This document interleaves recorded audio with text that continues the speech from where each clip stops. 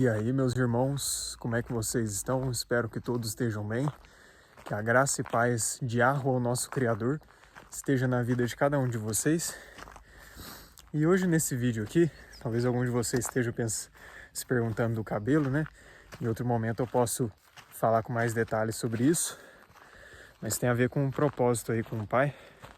Mas hoje eu quero aqui falar com vocês de um tema, né, que eu estava pensando ultimamente, que eu acho importante a gente meditar e ter a compreensão correta, que é o seguinte: o que seriam as escrituras na ótica de quem a escreveu? Porque o que acontece? É muito comum as pessoas, né, do sistema religioso, católico, protestante, ou até de outras vertentes mesmo, dizer assim, escritura é a Bíblia, aqueles 66 livros ou 73, e é isso, e acabou. Qualquer outro livro apócrifo, né, como se fosse algo ruim, não é escritura, não é inspirado, não deve ser levado a sério, nós devemos simplesmente ignorar e descartar.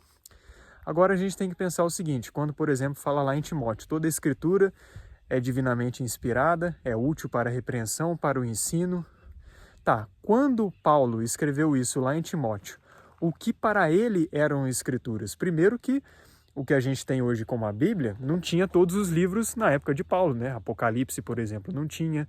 Tinha algumas cartas, por exemplo, a segunda carta de Pedro não tinha, de Judas também provavelmente não tinha.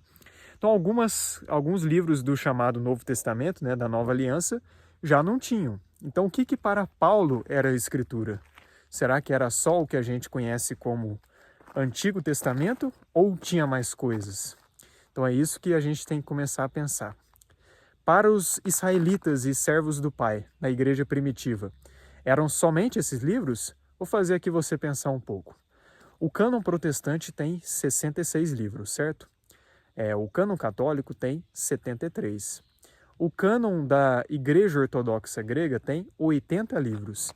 E o cânon da Igreja Etíope possui ao todo 91 livros. Aí eu pergunto, por que para esses escrituras são muito maiores do que para católicos e principalmente protestantes? Quem garante que os 91 livros da Bíblia Etíope não são inspirados? E detalhe, a cultura etíope foi a menos contaminada com o Império Romano, a que teve menos influência. Não é que não teve nada, teve alguma coisa, mas com certeza foi a que menos teve. Então, quem disse para você que escritura é somente o que a gente conhece como Bíblia? Até porque a Bíblia ela foi compilada depois de um tempo, até a Igreja Católica gosta de falar, não, nós que criamos a Bíblia. Isso não é verdade. Eles compilaram a escritura que já existia, certo? Não foram eles que inventaram ou criaram a Bíblia. Eles compilaram as escrituras que já existiam. Eu penso até que eram em livros separados. Talvez tivesse, por exemplo, o Tanar, né, já era junto, mas tinha também muitos livros separados. E está tudo bem, não significa que esses livros separados não eram escrituras. Aí a Igreja Católica foi lá e compilou esses livros num livro maior chamado Bíblia, né? Que vem do grego biblos. Mas aí que a gente tem que pensar. Por exemplo, o livro de Enoque, para os servos do Pai no passado, era escritura ou não é? Para a Igreja Católica, protestante não é. Para a Igreja Etíope, por exemplo, é. E aí, quem que está certo nessa história? Vamos ler lá na própria Bíblia, que nós temos em mãos, em Judas.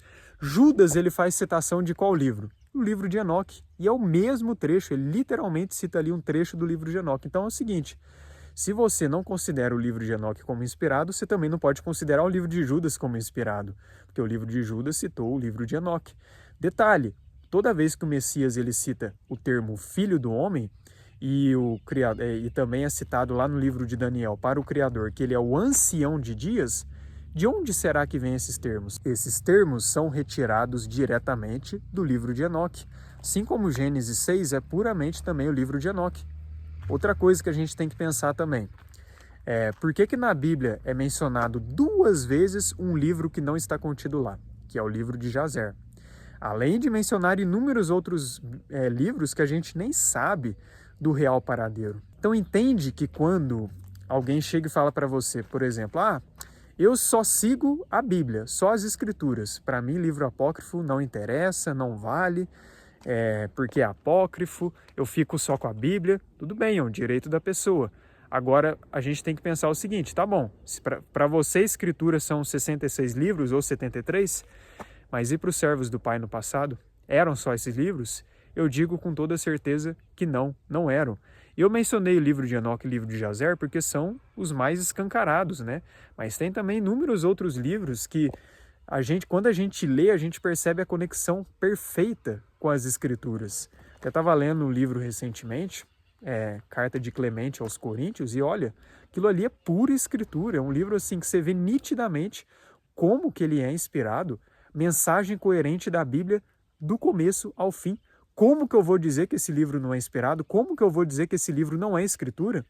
Como que eu vou dizer que outros livros que os israelitas utilizavam, como também o Testamento dos Patriarcas, como os próprios Targumim, né, que são as versões aramaicas do Pentateuco, tem também de profetas e outros livros, como que eu vou dizer que esses livros não são divinamente inspirados só porque hoje existe um império que tomou conta do Ocidente e é um império que tem grande controle, né, sobre o mundo no quesito de religião, intitulou que escrituras são só aqueles livros. Quando se fala, então, né, dos protestantes, mais restrito ainda, porque os 7 livros deuterocanônicos, né, que estão presentes na Bíblia Católica, eles também são escrituras. É só você ler, você vê que é compatível, você vê que tinha citações na igreja primitiva. Você vê, por exemplo, o Messias, ele participou de uma festa que está lá em João 10, 22, chamada Festa da Dedicação. Essa festa é a festa de Hanukkah. E de onde será que eles tiraram essa ideia de festa da Hanukkah, de festa da dedicação? Isso está presente lá no primeiro livro dos Macabeus, né? Quando Judas Macabeu liderou ali um exército para derrotar os gregos que estavam tomando conta de Jerusalém e de Israel e profanando de todas as maneiras possíveis. Então, Hanukkah é uma celebração desse acontecimento.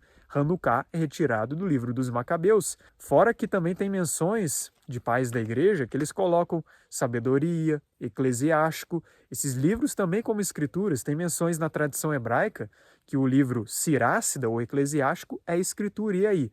Se eles acreditavam, por que eu não vou acreditar? Somente porque alguns líderes humanos intitularam assim. Só que eu percebo que existe também um agir do Pai por trás de tudo isso. Vamos lá. Primeiro que a palavra apócrifo, ela significa oculto, escondido. Já traz, não traz o sentido assim, por exemplo, heresia. Não, oculto ou escondido. Quem garante que algo oculto ou escondido é ruim? Pode ser ruim, claro, mas também pode indicar que não seja, não é mesmo? Na verdade, quando fala que é oculto, revela que está oculto da maioria das pessoas. Então, sim, homens definiram livros como apócrifos, como não inspirados. O Império Romano teve participação direta nisso, Decreto Gelasiano, os concílios da vida de Niceia, Constantinopla, as doutrinas que foram sendo impostas, que em livros apócrifos, que são taxados de apócrifos, a gente vê que contraria, né? Só para deixar claro, quando eu falo de apócrifos confiáveis, eu não digo de todos que a gente vê por aí, porque Satanás ele não é bobo, né? Como ele sabia muito bem que algumas pessoas começariam a questionar acerca dos apócrifos, será mesmo que esses apócrifos são tão ruins assim? Ele usou pessoas para colocarem livros que são taxados de apócrifos, os pseudepígrafos, que realmente são ruins, que realmente não são inspirados, que realmente é ali pura confusão e não tem coerência com a Bíblia. Já alertei no meu canal sobre alguns desses livros. Agora, não significa que todos não sejam inspirados, entende? Até porque se a gente for pegar, por exemplo, tem livros que pode ter um erro ou outro de tradução, mas se a gente for medir a mesma régua, na Bíblia também tem erros de tradução. E aí, como é que fica? Mas o que eu quero dizer aqui é o seguinte, a questão dos apócrifos ser oculto ou escondido, o propósito do Pai por trás disso não é que ele predeterminou que os apócrifos fossem ocultados das grandes massas, mas ele usa muitas vezes das intenções dos filhos das trevas para testar o seu próprio povo, para estabelecer os seus propósitos em sua infinita sabedoria. Porque o que eu percebo é que essa questão de apócrifos são porque os apócrifos nesses livros, como o livro de Enoque, livro de Jazer, e dentre outros, possuem segredos que não são para a maioria das pessoas. Em Provérbios 25, verso 2, está escrito que a glória do Criador é ocultar certos conhecimentos e a glória do rei é desvendá-los ou esquadrinhá-los. Então existe um propósito do Pai por trás disso. Ele não quer que certos conhecimentos sejam revelados para todos, mas somente para algumas pessoas que esquadrinham, que se aprofundam, que se investigam, que mergulham nas águas profundas. E para esses é que são revelados alguns mistérios.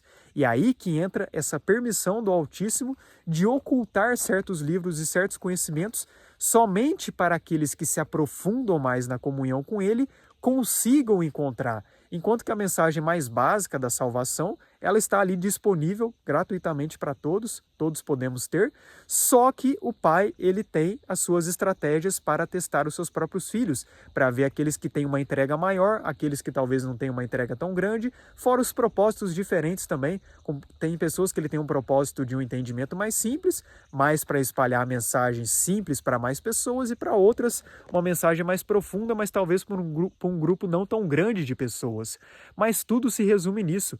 Por mais que sim, homens ocultaram esses livros, existe esse propósito do Pai de usar desse ocultamento dos livros para testar os seus filhos e só encontrar certos conhecimentos e certos livros, aqueles que realmente se aprofundam, que esquadrinham, que decidem ter uma intimidade com Ele, uma entrega profunda, mergulhar nas camadas das águas primordiais. E aí sim, para esses é revelado ali uma porção mais profunda. Isso não é mérito de ninguém que investiga mais profundamente, é o próprio Pai que vai guiando a pessoa quando a pessoa assim vai permitindo. Mas eu só quis trazer aqui essa reflexão para que vocês consigam decifrar e perceber. Não é porque hoje líderes religiosos, padres, pastores, rabinos dizem: a escritura é só isso aqui, é só o que está na Bíblia, e o restante é apócrifo, não é confiável, não é inspirado. Não é porque eles dizem isso, que os servos do Pai no passado acreditavam dessa forma, ou que você não possa estudar esses livros apócrifos com o filtro, claro, das Escrituras, porque o cânon, ele é o centro ali da mensagem mais importante, da salvação. Mas no próprio cânon também tem inúmeros segredos que não é para todos, né? Isso que é o mais incrível também. Não é só a questão dos apócrifos, mas nos próprios originais das Escrituras e algumas chaves de entendimento não são disponíveis para todos. Existem níveis de interpretação. Então, se até no cânon o Pai usa dessa forma, a mensagem mais básica, que está contida ali nas traduções, a simples mensagem que qualquer um pode compreender, essa sim está disponível para todos. Mas certos mistérios, certos conhecimentos, é para um grupo específico que decide se aprofundar. Então essa mensagem que eu queria trazer aqui para vocês, tomem cuidado para não terem crenças arraigadas que você herdou de uma ótica cultural que todos nós temos aqui. Comece a questionar mais, comece a pensar por conta própria, comece a desenvolver uma intimidade com o Pai para entre você e o Pai você chegar na conclusão. Será que essa crença que eu tenho, ela está de acordo com os propósitos dele, de acordo com aquilo que ele determinou? Se não, eu preciso rever. Não é porque hoje pessoas dizem que escrituras é só isso que significa que seja só isso. Vai muito mais além do que a gente pensa. E detalhe, eu falo aqui, né, que, por exemplo, eu já li muitos apócrifos, mas eu tenho certeza absoluta que tem vários outros livros que estão ainda ocultos, que talvez um dia possam ser acessados, ou talvez não, talvez só na glória mesmo.